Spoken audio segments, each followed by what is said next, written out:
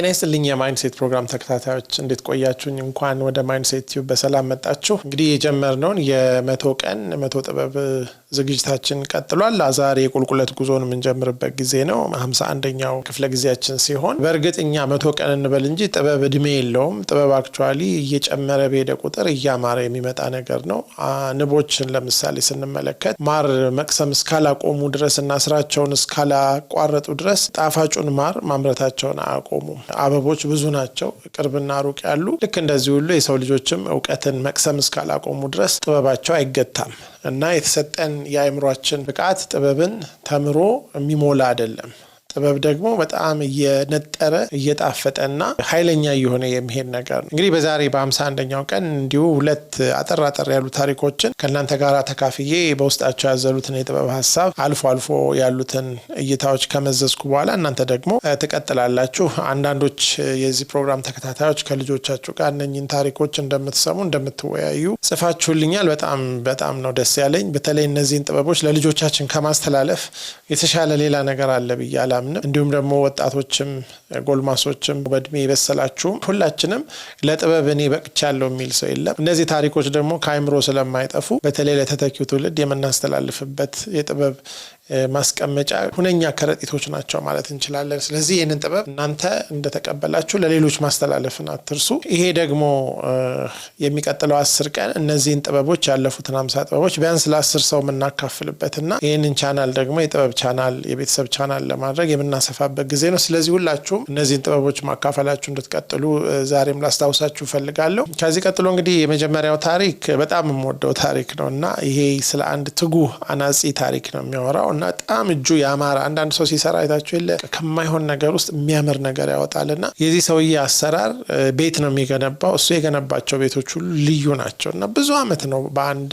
አሰሪ ስር የሰራውና ይሄ ቢልደር ወይንም ገንቢ በዚህ ሰውዬ ብዙ ሀብት አፍርቷል። ጥሩ ደሞዝ የሚከፍለው ነበር። በኋላ ግን ሰውየው በቃ ከልጆቼ ጋር ልሁን ከባለቤቴ ጋር ጊዜ ብዙ አላጠፋሁም እና ጡረታ ቦታ ይሻለኛል ብሎ እድሜውም ስለገፋ አለቃውን ለጡረታ ይጠይቀዋል። አለቃው በጣም አዘነ። ይህን ሰውዬ ማጣት አይፈልግምና የፈለግከውን ማቴሪያል ተጠቅመ ጥሩ ቤት ስራልኝ፣ የወሰደውን ጊዜ ቢወስድም ችግር የለም ይለዋልና እኔ እከፍላለሁ ይለዋል።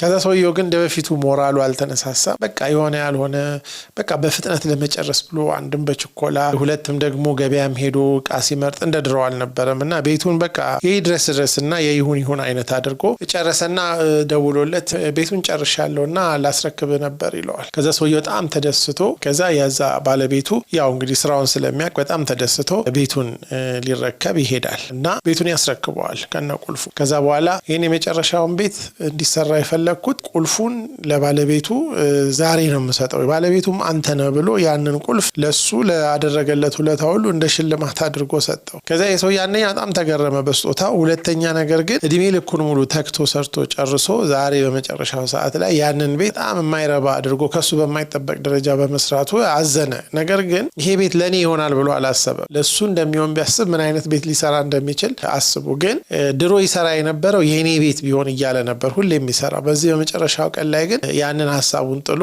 ለመውጣት ባለው ችኮላ ላይ ተመስርቶ የሰራው ቤት ነበር። እንግዲህ መጨረሻ ላይ የራሱ ቤት ሆነ ማለት ነው። ይህንን ቤት ቢሸጠውም ዋጋ አወጣም ቢኖርበትም ተደስቶበት ሊኖር አይችልም ማለት ነው።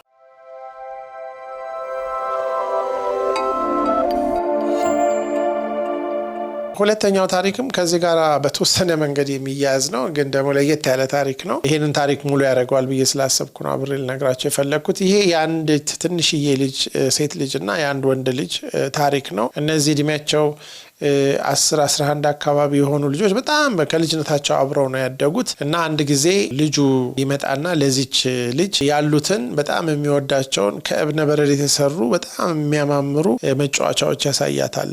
ወይም ደግሞ እንደ ጌጥ የተሰሩና በጣም ትወዳቸዋለች። እሷ ደግሞ ሮጣ ወደ ቤት ትመጣና ሰሞኑን ልደቷ ስለነበረ ከተለያየ ስፍራ የመጡላትን በተመረጡ ቸኮሌት ከረሜላዎች ታሳየዋለች። ከዛ እሱ ደግሞ ቸኮሌት በጣም ስለሚወድ እነዛ ነገሮች በቃ ያጓጉታል። መጨረሻ እየተነጋገሩ እንለዋወጥ ትለዋለች። ከወደድካቸው እንለዋወጥ ስትለው እሱም በቃ በጣም ደስ አለው። በቃ እኔም ሄጄ ቤት ያሉኝን እብነ በረድና ከሚያምሩ ድንጋዮች የተሰሩ መጫወቻዎች አመጣለሁ፣ አንቺም ያሉሽን ከረሜላዎች በሙሉ አምጪና ሙሉ በሙሉ እንለዋወጥ ይባባላሉ። ይለዋወጣሉ።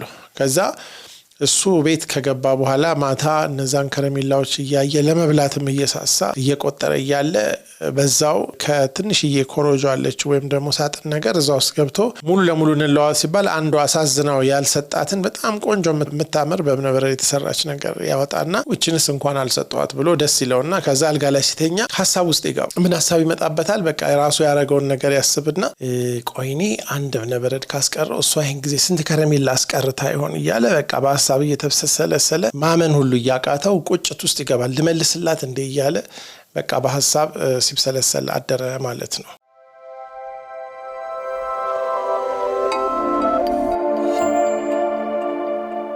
እንግዲህ እነዚህ ሁለት ታሪኮች የተለያዩ ቢመስሉም በአንድ በኩል የሚያሳዩት ነገር ግን አለ ተመሳሳይ። የመጀመሪያው ሰው እድሜ ልኩን ሙሉ ጠንካራ ሰራተኛ ነበረ፣ ወደ ጡረታ ደረሰ። የመጨረሻው ቤት ስራው ግን እንደ ቀድሞው አልነበረም እና አለቃው እንደ ፌቨር አድርጎ ነው የጠየቀው። ባክ የመጨረሻዬን ቤት ስራልኝ ሲለው አለቃው ደግሞ በልቡ ያሰበው ያንን ቤት ለሱ ሊሰጠው ነው። ይህ ሰውዬ ግን በመጨረሻ ላይ ስለደከመው በቃ ጡረታ መውጣቴ ነው በማለት የመጨረሻውን ቤት አበላሸ። ነገር ግን ያቺ መጨረሻ ቤት የሱ ቤት ነችና የሱ ቤት መሆኗን ቢያቅ ኖሮ እንዴት ሊሰራ ይችል ነበር? አንዳንድ ጊዜ በህይወታችን ብዙ ደክመን ለፍተን መጨረሻ ላይ በቃ የኛን ህይወት ዲፋይን በሚያደርግ ነገር ላይ በቃ ኬርለስ እንሆናለን ወይም ደግሞ በቃ የራሴን ጨርሻለሁ እንላለን። ግን ያቺ የመጨረሻዋ በግዴለሽነት የሰራናት ስራ እስከ ዛሬ ድረስ የሰራነውን ስራ ሁሉ የሚያበላሽ ሊሆን ይችላል። ስለዚህ ሁላችንም የትኛው ስራ ህይወታችን ላይ ምን አይነት ተጽዕኖ እንደሚያመጣ ስለማናቅ የምንሰራውን ስራ ሁሉ ለኔ ብሎ መስራት። ይቺ ስራ ብትበላሽ ምናልባት በህይወቴ ውስጥ ትልቁን ጸጸት ትፈጥራለች ብለንም በመጠንቀቅ መስራት እንዳለብን እና የምናደርገው ነገር ለኛ እንኳን ባይሆን ለሌላ ሰው የሚፈጥረውን ተጽዕኖ ማሰብ አለብን። በእርግጥ ይሄ ሰውዬ የራሱ ቤት በመሆኑ ምን አይነት በደሞ ጎበዝ ባለሙያ ስለሆነ ሊሰማው እንደሚችል ዛሬ በህክምና ሙያ ላይ ያለን ሰዎች መድኃኒት ስንሰጥ ኦፕሬሽን ስናደርግ ህክምና ስናደርግ እኔ በወም በሽተኛው ብለን ብናስብ ወይም ህመምተኛው ብለን ብናስብ፣ ነጋዴዎች ከሌላ ሀገር እቃ በጣም በርካሽ እና በጣም ቺፕ የሆነ እኛ ልንጠቀምበት የማንፈልገውን እቃ አምጥተን እዚህ ደግሞ ምርጫ ለሌላቸው ደንበኞች ያንን ነገር አስወድደን ስንሸጥ ህሊናችን ያውቀዋል። እንደዚህ እያለን ሁሉንም ሙያ አስተማሪዎች የራሴ ልጅ ቢሆን ማስተምረው እንደዚህ ነው ወይም ማስተምረው ብለን ብንጠይቅ መጨረሻ ላይ ብዙ በህይወታችን ውስጥ ለውጥ ማምጣት እንችላለን። ትልቁ ነገር ያ የምናደርገው ነገር ለኔ ብለን አናደርገውም።